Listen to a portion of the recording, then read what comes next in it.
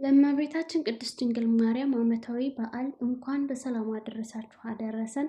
አንድ አምላክ በሆነ በአብ በወልድ በመንፈስ ቅዱስ ስም ሰኔ 21 በዚች ዕለት የአዳምና የዘሩ ድህነት የተደረገባት አምላክን የወለደች የእመቤታችን ቅድስት ድንግል ማርያም የታላቋ በዓል መታሰቢያና በዓለም ሁሉ የቤተ ክርስቲያን መታነጽ መታሰቢያ ነው።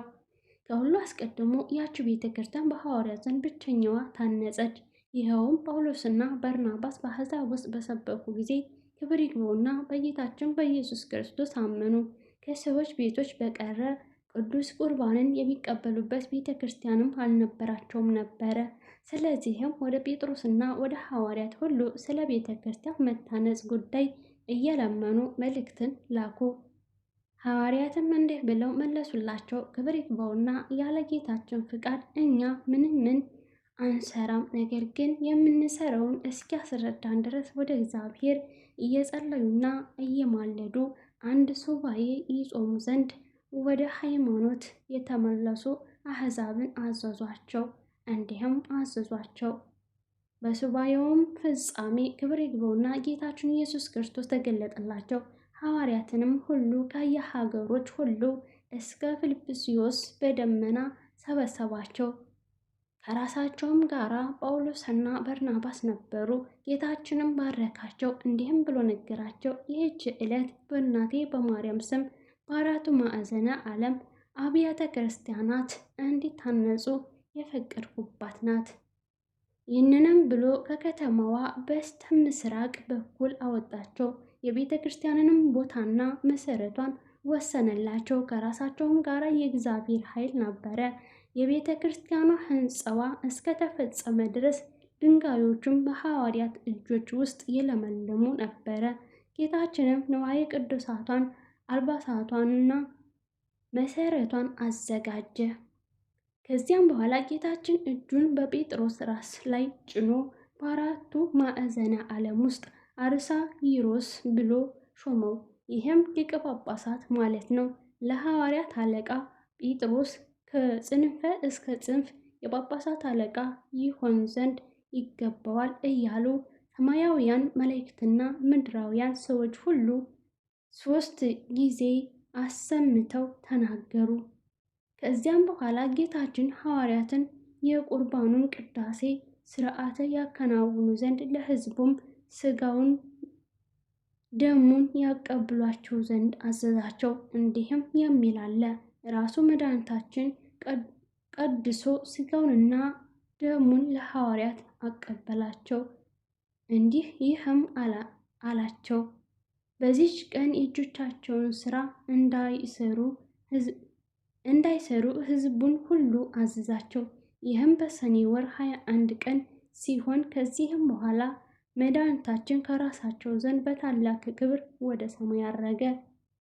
ከዚያችም ቀን ጀምሮ አባቶቻችን ሐዋርያት በዓለሙ ሁሉ ውስጥ አምላክን በወለደች በእመቤታችን ቅድስት ድንግል ማርያም ስም ቤተ ክርስቲያንን የሚያንጹ ሆኑ።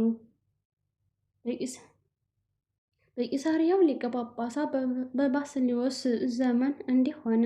በእመቤታችን ቅድስት ድንግል ማርያም ስም ቤተ ክርስቲያን በሰራ ጊዜ በውስጧ የእመቤታችንን የማርያምን ስዕል ይስልበት ዘንድ ሰሌዳ ፈለገ። ሰዎቹም በአንድ ባለጸጋ ዘንድ ስለ አለ አንድ መልካም ሰሌዳ ነገሩት። ቅዱስ ባስልዮስም ሰሌዳውን እንዲሰጠው ወደ ባለጸጋው ላከ። ባለጸጋውም ይህን ሰሌዳ ለልጆቼ ነው አለ እንጂ ፍቃደኛ አልሆነም። ከዚያም አልፎ በመድፈር በእመቤታችን ቅድስት ድንግል ማርያም ቤተ ክርስቲያን ላይ የስድብ ቃል ተናገረ። ወዲያውኑም በድንገት ወድቆ ሞተ። ልጆቹም ፈሩ። ያንን ሰሌዳም ከብዙ ወርቅና ዕንቁ ጋር ወደ ቅዱስ ባስልዮስ አምጥተው የአባታቸውን በደል ያቀልለት ዘንድ ለመኑት። ቅዱስ ባስልዮስም ያንን ሰሌዳ ወስዶ የእመቤታችንን ስዕል ሊስልበት ዘንድ ለሳሊ ሰጠው። እመቤታችን ቅድስት ድንግል ማርያምም በሌሊት ራእይ ለቅዱስ ባስልዮስ ተገለጠችለት። ስዕሏንም በዚህ ሰሌዳ ላይ እንዳይሳል ከለከለችው፣ ከአመፀኛ ሰው እጅ ወስዶታልና። እጅግም ያማረ የእመቤታችን ስዕሏ የተሳለበት የሁለት ደናግልም ስዕል የአንዲቱ በቀኝ የአንዲቱ በግራ ሆኖ የተሳለበት ቀይ ሰሌዳ ያለበት ቦታ ነገረችው። ቅዱስ ባስልዮስም እመቤታችን ቅድስት ድንግል ማርያም ወደ አመለከተችው ወደዚያ ቦታ ሄደ። ያንንም ሰሌዳ አገኘው። ወደዚያች ቤተ ክርስቲያንም በታላቅ ደስታ አመጣው። ከዚያም በኋላ ዳግመኛ በአንድ ጣዖት ቤት 2 ምሰሶዎች እንዳሉ አስረዳችው። እነሱንም አምጥቶ በመቅደሱ ፊት ለፊት እንዲያቆማቸው በላያቸውም ስዕሏን እንዲያኖር አዘዘችው። ቅዱስ ባስልዮስም እነዚያን ምሰሶዎች ያመጣቸው ዘንድ ሄደ። ምስርያኑም ሊከለክለው ፈለገ። ጌታችንም ኃይላቸውን ደመሰሰ። እነዚያን ምሰሶዎች አምጥቶ በቤተ መቅደሱ ፊት ለፊት አቆማቸው። በላያቸውም የእመቤታችን ቅድስት ድንግል ማርያም ስዕሏን አስቀመጠ። እግዚአብሔርም ከዚያ ምሰሶ በታች የውሃ ምንጭ አፈለቀ። በውስጧም የሚታጠብ ሁሉ ከአለበት ደዌ ሁሉ የሚድን ሆነ። እንዲሁም ከእመቤታችን ማርያም ስዕል በሽተኞች ሁሉ የሚፈወሱ የዘይት ቅባት ፈሰሰ። ይህን ሁሉ የሆነው የእመቤታችን ቅድስት ድንግል ማርያም ቤተ ክርስቲያን በከበረችበት በሰኔ ወር 21 ቀን ነው። ከዚያም ቀን እንዲህ ሆነ። አንዲት ሴት መጥታ ታጠበች። ወዲያውኑም ሁለመናዋ በለምጥ ተሸፈነ። ቅዱስ ባስልዮስም ወደ እርሱ አስቀርቦ በእርሷ ላይ የሆነውን ጠየቃት። እርሷም የእህቷን ባል እንደወደደችና እህቷን በመርዝ ገላ እንዳገባችው ነገረችው። ቅዱስ ባስልዮስም ታላላቅ 3 ኃጢአቶችን ሰራሽ፣ ግን ወደ እግዚአብሔር ንስሐ ግቢ፣ ምናልባት በደልሽን ይቅር ይልሽ እንደሆነ አላት። በዚያን ጊዜም ምድር ተሰንጥቃ እንደ ዳታን ዋጠቻት። እርሷም የረከሰች ስትሆን ወደ ቤተ ክርስቲያን መግባቷ ደፍራለችና። እኛ ሁላችንም የቤተ ክርስቲያን ወገኖች አምላክን ለወለደች ለእመቤታችን ለከበረች ድንግል ማርያም መታሰቢያዋን መንፈሳዊ በዓሏን ልናደርግ ይገባናል። ስለ እርሷ ለአዳምና ለሁላችን ለልጆች ድህነት ሆኗልና ይህንንም በዓል ለማድረግ የሚተጋ የተመሰገነ ነው። እርሷን ለመረጣትና ለወደዳት በስጋም እንድትወልደው ላደረገ ለእግዚአብሔር ምስጋና ይሁን። እኛንም በእርሷ በእመቤታችን ድንግል ማርያም አማላጅነት የማረም በረከቷ ከኛ ጋር ትኖር ለዘለዓለሙ አሜን።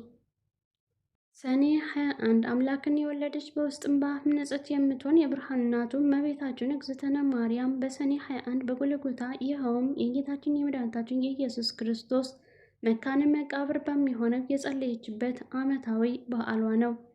በዚህች በሰኔ 21 ቀን የጸለየችው ጸሎት ይህ ነው። አቤቱ እኔ እናትህና ገረድህ የምሆን በማኅፀን 9 ወር ከ5 ቀን ተሸክሜሃለሁ። ጡቶችንም 4 ዓመት እየጠባህ አድገሃልና እለምንሃለሁ።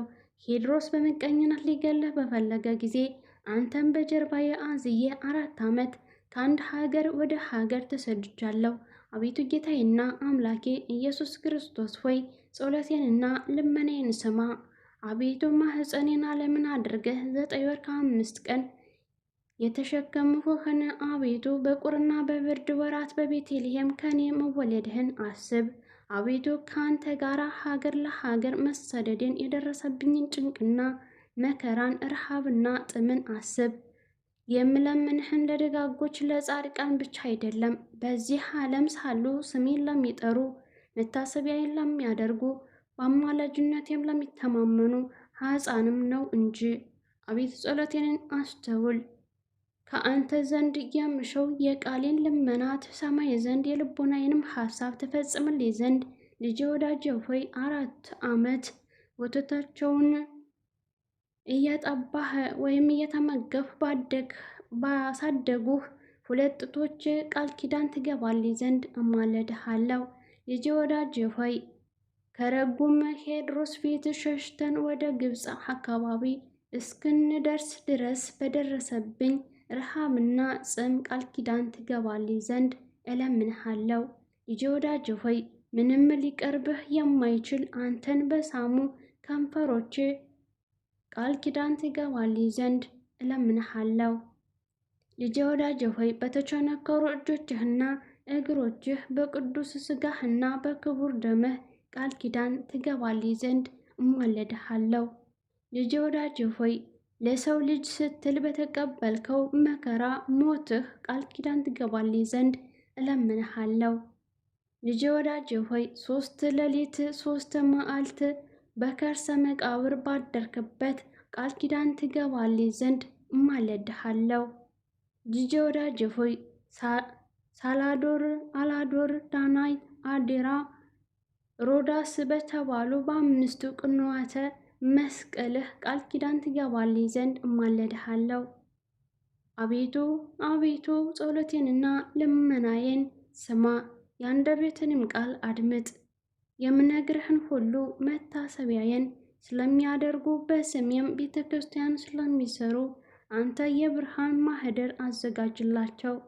አቤቱ ስለ እኔ የታረዘውን ያለበሰ በሰው እጅ ያልተሰራ እጹብ ድንቅ የሆነውን የማይጠፋውን የማያረጀውን እውነተኛውን ልብስ አልብሰው። አቤቱ ስለ እኔ ስም በሽተኞችን የጎበኘ ወይም የጠየቀ በቸርነትህ በይቅርታው ጎብኘው። አቤቱ ስለ ስሜ ብሎ ለተራበ ያበላ የሕይወት እንጀራ አብለው። ሰማያዊ በሆነ ማዕድህ አስቀምጠው። ለተጠማ ያጠጣውን በኤዶም ገነት ከሚፈሰው የሕይወት ውሃ አጠጣው። ጌታችንም ይሁን እንደወደድሽ ይደረግልሽ አላት። በአንቺ ስም ቤተ ክርስቲያን ያሳነጸውን የብርሃን ቦታ አዘጋጅለታለሁ። በመንግሥተ ሰማያትም ንጹሕ ማደሪያ እሰጠዋለሁ። የታመመውን በስምሽ የጎበኘ ታሞ በአልጋ ላይ በተኛ ጊዜ እጎበኘዋለሁ። ከዚህም ከማያልፈው ዓለም ወደማያልፈው ዓለም በሞት በተለየ መሪር የሆነ የሞት ጽዋን አላጠጣውም። ወደ መንግሥተ ሰማያት እስከ ገባ ድረስ አልለየውም። እርኩሳን መናፍሳትም በተከራከሩት ጊዜ እኔ ጠበቃ ሆነዋለሁ፣ በችግሩም ጊዜ ረዳት ሆነዋለሁ። ዳግመኛም በስምሽ ለታረዘ ወይም ለተራቆተ ያለበሰውን በሰው እጅ ያልተፈተለና ያልተሰራ ህቡሩ እጹብ ድንቅ የሆነ የሕይወትን ልብስ አለብሰዋለሁ። ስለ አንቺ ብሎ ከዕለት ጎርሶ ለተራበ ያበላ ምድራዊ ያይደለ ሰማያዊ የሆነ የህብዝ እንጀራ አበለዋለሁ። ለተጠማ ያጠጣ ከማር ከስኳር የሚጣፍጥ ከወተት እጅግ ነጭ የሆነ ከኤዶም ገነት የሚፈሰውን የሕይወት ውሃ አጠጣዋለሁ። በስምሽ ያዘነውን ያረጋጋ፣ ሐዘኑን ችግር በደረሰበት ጊዜ እኔ አረጋጋዋለሁ። የሰኔ ጎልጎታ ስለ እናታችን ስለገባላት ቃል ኪዳን ብለህ ማረን፣ ይቅርም በለን። የእመቤታችን የቃል ኪዳኗ ተካፋይ ያድርገን። በዚህች በሰኔ 21 የሰኔ ጎልጎታ ጸለይን። በረከቷን እና የድንግል ማርያምን አማላጅነት የልጇም ቸርነት ለማግኘት ያብቃን። ወር በገባ በ21 የሚታሰቡ በእመቤታችን ልደት ግንቦት 1 የተወለዱ በእመቤታችን የዕረፍት ቀን ጥር 21 ያረፉ የእመቤታችን ወዳጅ የአቡነ ቀውስጦስ ወርሃዊ መታሰቢያቸው ነው። ጻድቁ አባታችን አቡነ ቀውስጦስ የተወለዱት በሸዋ ክፍለ ሀገር በወግዳና በቡልጋ ውስጥ ሲሆን አባታቸው ገላውዲዮስ እናታቸው እምነ ጽዮን ይባላሉ። የጻድቁ የአቡነ ተክለ ሃይማኖት እናት እግዚአርያ እምነ ጽዮን ታናሽና ታላቅ እህትማማች ናቸው። ገላውዲዮስ እና እምነ ጽዮን እግዚአብሔር የተባረከ ልጅ ይሰጣቸው ዘንድ ለዓመታት በእመቤታችን ቅድስት ድንግል ማርያም ስዕል ፊት ሲጸልዩና ሲለምኑ እመቤታችን በስዕሏ ላይ አድራ አናገረቻቸው። እንዲህም አለቻቸው፣ አንድ ልጅም ትወልዳላችሁ፣ የሚወለደውም እኔ በተወለድኩበት ግንቦት 1 ሲሆን እረፍቱም በእኔ የእረፍት ቀን ጥር 21 ቀን ነው። እርሱም የሰማያዊ ንጉሥ ጭፈራ ይሆናል አለቻቸው። በቃሉ መሰረትም ግንቦት 1 ቀን ጻድቁ አቡነ ቀውስጦስ ተወለዱ። ጻድቁ አባታችን አቡነ ቀውስጦስ የዚህን ዓለም ተድላ ደስታና ጣዕም ንቀው ፈለገ ሐዋርያትን ተከትለው በሸዋ በከፍና በጅማ ዙረው የጌታችን መድኃኒታችን ኢየሱስ ክርስቶስን ወንጌል በማስተማር በአርማውያን ነገስታት የሚደርስባቸውን መከራ በመታገስ በተጋድሎ ጸንተው ብዙ ሕዝብ ከአምልኮተ ጣዖት ወደ አምልኮተ እግዚአብሔር ከኃጥአን ወደ ጻድቅ መልሰዋል። በተለይ በሸዋ ክፍለ ሀገር ፈንታሌ ላይ ስሪቴ ለምትባል ጠንቋይ የተላላኩ ሕዝቡን የሚያስቱና የሚያሰቃዩ 470-300 አጋንንትን እንደ ነቢዩ ኤልያስ በጸሎታቸው ከሰማይ እሳት አውርደው ተራራውን ደምስሰው አጋንንቱን አቃጥለዋል። ሕዝቡንም ለአምልኮ ጣዖታት ለጠንቋይ ከመገዛት አድነዋል። ጻድቁ አባታችን አቡነ ቀውስጦስ በብዙ ተጋድሎ ሲኖሩ በሰማዕትነት ያርፉ ዘንድ ስለ እግዚአብሔር መንግስትና ዘላለማዊ ሕይወት የሚተጉ እንጂ የዚህ ዓለም መንግስት ሀብትና ስልጣን የማይሹ እውነተኛ መናኝ ነበሩ። የታናሽ ወንድማቸው የአጤ ይኩኖ አምላክ ልጅ አፄ አምደ ጽዮን የአባቱን ዕቁባት በማግባቱ ይህንን ልታደርግ አይገባህም ብለው እንደ መጥመቁ መለኮት ዮሐንስ ቢገስጡት 11 አሽከሮችን በሌሊት ልኮ ከበኑ ወደ አንሶሮ ሀገር ከወሰዳቸው በኋላ ከሶ ሀርህ ከሚባል አፋፍ ላይ በእኩለ ሌሊት በጦር ጎናቸውን ወግቶ ደማቸውን አፈሰሰ። ደማቸውም እስከ ታላቁ ወንዝ ጅማ ድረስ ሆነ። የፈሰሰውም ደማቸው ቀይ ብርሃን ሲሆን የሌሊቱ ጨለማ ከፀሐይ 7 እጅ የሚበልጥ ብርሃን በአውራጃው ሁሉ ታየ። በዚህ የተነሳ እስከ ዛሬ ድረስ ሀገሩ ቀይ ተብሎ ይጠራል። ነፍሳቸው ከስጋቸው ስትለይ ጌታችን መድኃኒታችን ኢየሱስ ክርስቶስ ከእናቱ ከቅድስት ድንግል ማርያም ጋር መጣና እንዲህ አላቸው። በዘመን ስላሳለፍከው ክርስቲያናዊ ፍጹም ተጋድሎ 7 የብርሃን አክሊል ዘውዶችን ያዘጋጀውልህ ሲሆን 2ቱ እንደ ነቢዩ ኤልያስና እንደ ነቢዩ ሳሙኤል ለሆነው ንጽሕና፣ 2ቱ እንደ ቅዱስ ጴጥሮስና ቅዱስ ጳውሎስ ለሆነው ወንጌል ስብከትህ፣ 2ቱ እንደ ቅዱስ ጊዮርጊስና ቅዱስ ቪክጦር በትዕግስት ስለተጋደልክ፣ 1ዱ ስለ ልብህ ርኅራኄና ብሎ አጎናጸፍኩህ። እንዲሁም ስለ እኔ ምስክርነት የሞትክባት ምድር እንደ ዳዊት ሀገር ኢየሩሳሌም ትሆንልህ። ወደ እርሷ የሄደውም ሁሉ ወደ ኢየሩሳሌም ወደ መቃብሬ ጎልጎታ እንደሄደ ቆጥርለታለሁ። በብዙ ኃጥአን የሚሰራ ሰው ንስሐ ገብቶ በዚህች ሀገር በስምህ ጥቂት ምጽዋት ቢሰጥ እኔ ኃጢአቱን አስደመስስለታለሁ። በጠበልህም ቢጠመቅ በደሉን አጠፋለታለሁ።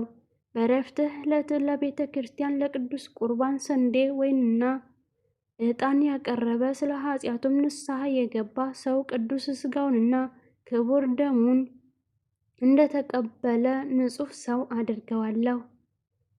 ለስምህም መታሰቢያ በታነጸው ቤተ መቅደስህ በንጹሕ ቅዱስ ሥጋውና ክቡር ደሙ የሚቀበል ሰው ራሱን በቤተሰቡ ባልንጀሮችን ያድናል። ጌታችን ለጻድቁ አቡነ ቀውስጦስም ይህንን ቃል ኪዳን ሰጥቷቸው አረገ። ቅዱሳን መላእክትም ነፍሳቸውን ከሥጋቸው በክብር ለዩ። እመቤታችን ቅድስት ድንግል ማርያምም በሰማይ መካከል ነፍሳቸውን በፈገግታ ተቀበለች። ዕረፍታቸውም ዕለት እመቤታችን ድንግል ማርያም ባረፈችበት ጥር 21 በመሆኑ እመቤታችንም መታሰቢያህን ለሚያደርጉ ሁሉ በልጄ በረከት እባርካቸዋለሁ ብላ ቃል ኪዳን ገባችላቸው። የጻድቁ የአቡነ ቀውስጦስ በረከታቸው አማላጅነታቸው አይለየን፣ የቃል ኪዳናቸው ተካፋይ ያድርገን። ምንጩ ገድለ አቡነ ቀውስጦስ። ወስብሐት ለእግዚአብሔር ወለወላዲቱ ድንግል ወለመስቀሉ ክብር። ይቆየን።